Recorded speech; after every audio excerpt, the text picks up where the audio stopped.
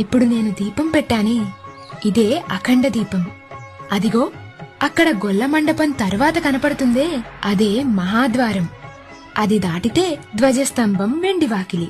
అవి రెండూ దాటి ఆనంద నిలయంలోకెళ్లి అలా గర్భగుడిలోకి చూస్తే బంగారు కిరీటంతో నుదుటి మీద కర్పూరంతో దిద్దిన మందపాటి రెండు నామాల మధ్యన కుంకుమ పువ్వుతో చేసిన కస్తూరి తిలకంతో ఆయన మొహం కనిపిస్తుంది.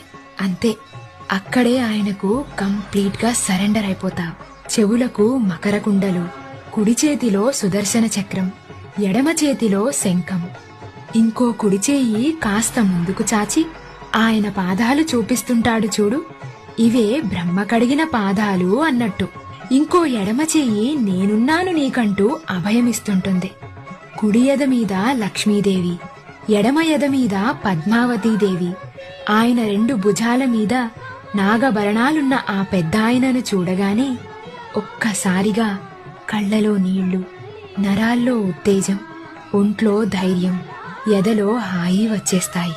అలా దర్శనమయ్యాక బయటకొచ్చి కాసేపు మూసేసిన వైకుంఠ ద్వారాన్ని చూస్తూ ఆయన్ని తలుస్తూ కూర్చుంటే ఆ అనుభూతే వేరు. దీన్ని మించిన స్వర్గం ఇంకెక్కడా ఉండదు.